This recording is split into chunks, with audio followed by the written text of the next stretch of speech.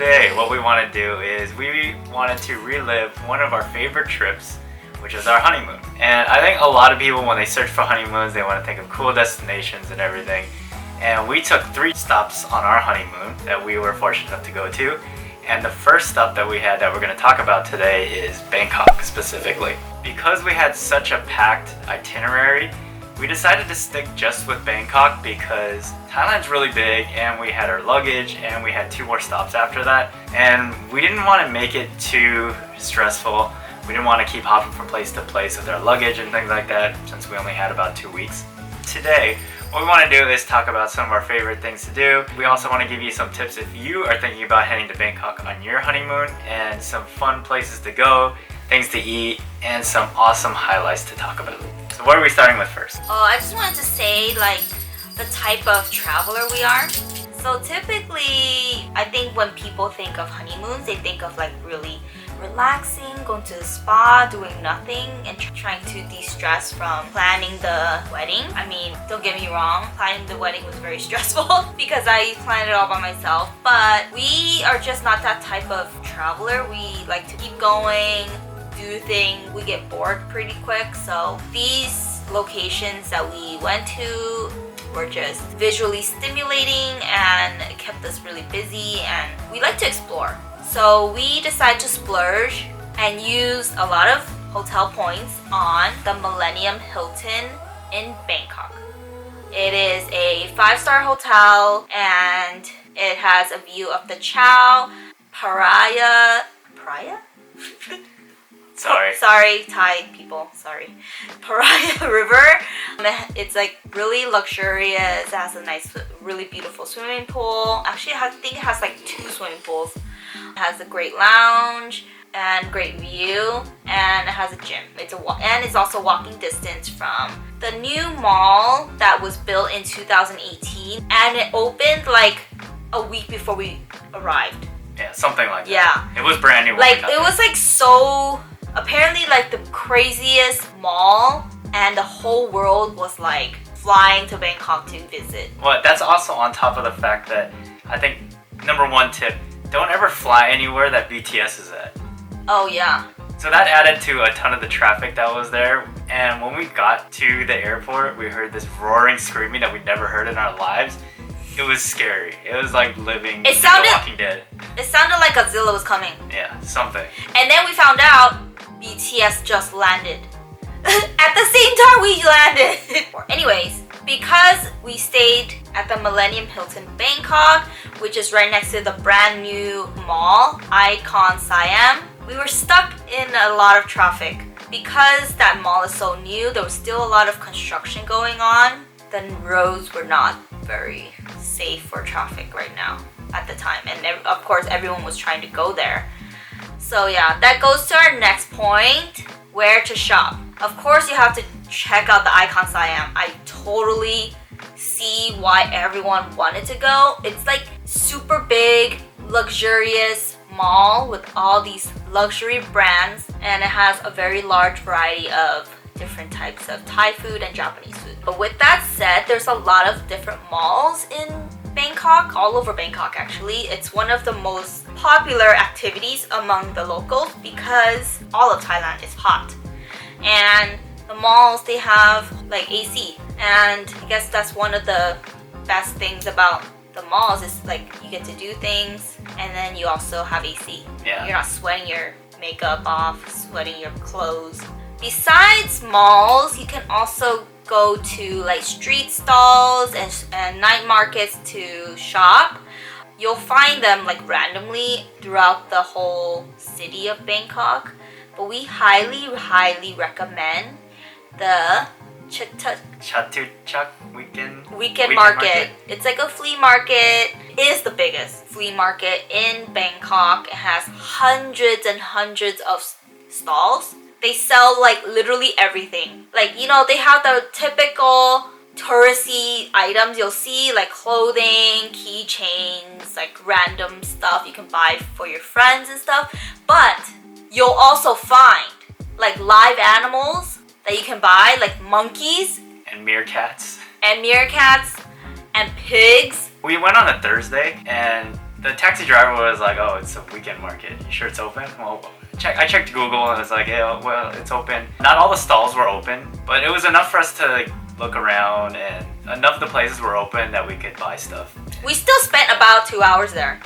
Okay, next is where to eat in Bangkok. We highly recommend going to street stalls to eat. That's where you're gonna get the most authentic food. You're not gonna get like overpriced food. That's where the locals go. We like to eat like the locals. We didn't have that many places in Bangkok bookmarked because we just wanted to like absorb the experience. But we did have a couple. One of the street stalls that we highly recommend is in Silom, which is like a main financial business district of downtown Bangkok. And Silom is a super popular area for people who work in that area, and they come down at lunch. And lunchtime is like the biggest, most crowdedest time to go. But we really liked this place so much that we actually went twice. It's called Kway Tew Ki, and they sell egg noodles with different varieties of pork and fish balls and crispy pork and chashu, and it comes in a bowl with spices, Thai spices, and has a bowl of soup on the side. It was so hot while we were eating. We were like sweating bullets, but it was so delicious. Yeah, that was the most uncomfortable we've been eating, maybe ever, because it was so hot and we were sweating so badly. But the thing is that the experience was so good, and even though it was cramped and it was hot, but the food made up for it. Yeah. And it was super cheap, just like all the other food that we ate there. Yeah, it was so good. And if you guys are like kind of weary about street food and afraid that you'll get food poisoning, I guess just bring food poisoning pills. What's it called? Yeah, right? Like pills. Just bring pills. I never had an experience where we had food poisoning. We ate street food the whole time in Bangkok, and we were fine. But yeah, we highly recommend Kway Tew Ki and Silom. Next we have KFC in Thailand.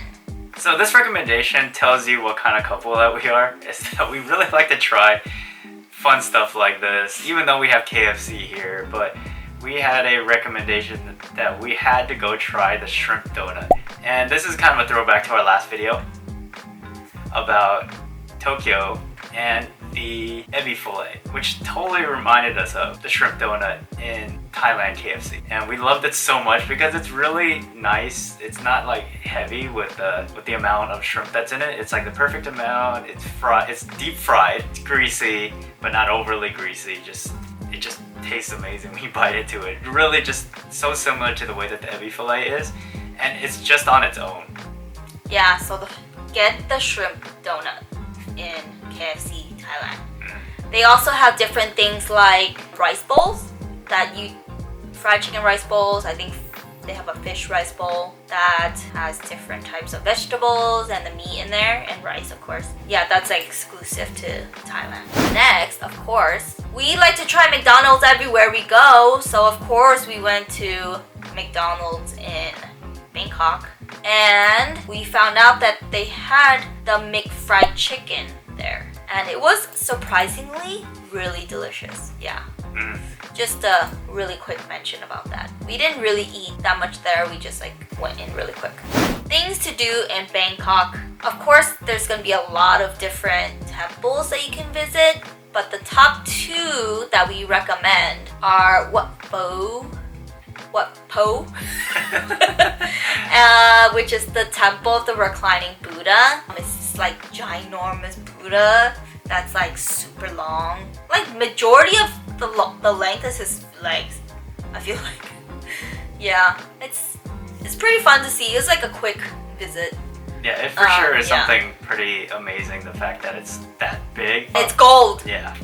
Yeah. Yeah, lots of times like when we see stuff, it's really underwhelming when you see it in person, but not this. It's ginormous. And then the next temple we highly recommend because it's so beautiful is the Wat Arun, just the Temple of the Dawn. It's like this giant white, the temple's like all white. And if you go up close, you can see all the little details of the whole temple. They're made with like cutouts of different porcelain. It's really beautiful, very photogenic. Let me tell you about things that you need to know about when you go to the temple. You need to make sure that both men and women, you guys need to be covered up. Basically, no shoulders or knees showing. They'll like make you go out and like they won't let you in. You'll need to go and buy like a scarf like I did because I was in a spaghetti strap. It was also really expensive. Yeah. Right around there because they know anybody who doesn't have it, they're gonna have to pay for it anyway. Yeah. And then also, big thing is don't listen to anybody that tells you that the temple or whatever is closed because they're always open 7 days a week. Those people that are telling you that they're closed, let me show you this other place you can go to, I can take you there. They're scammers. They'll take you to somewhere that, I don't know, they'll scam you for a lot of money. Another thing is, because Bangkok, there's so many things to do, so many places to go. There's a couple of transportations that we highly recommend. These two are the safest, which is the Grab app, which is the Southeast Asia's like Uber. Download it before you go and set all your stuff up, and then you can use it when you're there. And the prices are going to be a lot better than the taxis there, because they'll give you the price like right when you order their car, and you won't have to worry about the driver like driving around like different circles just to drive up the price. Yeah, which kind of sucks because it really works against the Grab driver. For example, it took us like almost 3 hours to get from the airport to the hotel, and that was after we took the train. That's how bad the traffic was, like we were mentioning earlier. And even though all of that we still only ended up paying the guy with tip like $5 or something like that. So it really worked against him. Next transportation that we highly recommend is their public train, which is called the BTS. Yeah, the BTS is like their train. It's really quick, it's really clean. It has announcements in Thai and English, and I think Chinese also. Yeah, there are rush hours, so just be weary of that. Yeah, I think that was the most packed we've ever been in a train, was that one time. It got to like almost Japan, like I think it was on that like level, yeah. And then you also have the tututs, which is like these little cars. Yeah, there's just random people asking you on the street, hey, do you need a ride? Do you need a ride? Like, you know, and they'll have like different prices and stuff. Those you can use too, but we did not use them because those are notorious for scamming people. Like, you can use them, but you know, it's kind of iffy. We opted to stay within Bangkok, and we were there for 5 days. We fit all this stuff in. We didn't want to pack in too much, so we didn't end up going to like the floating night market. We didn't go see the tigers and things like that. So we really stuck to things that we wanted to do like on the fly. Like Lisa said, we didn't plan out too many things. We just really wanted to go with the flow, and we basically just tried to eat as many cool things as possible. We had a lot of mango sticky rice.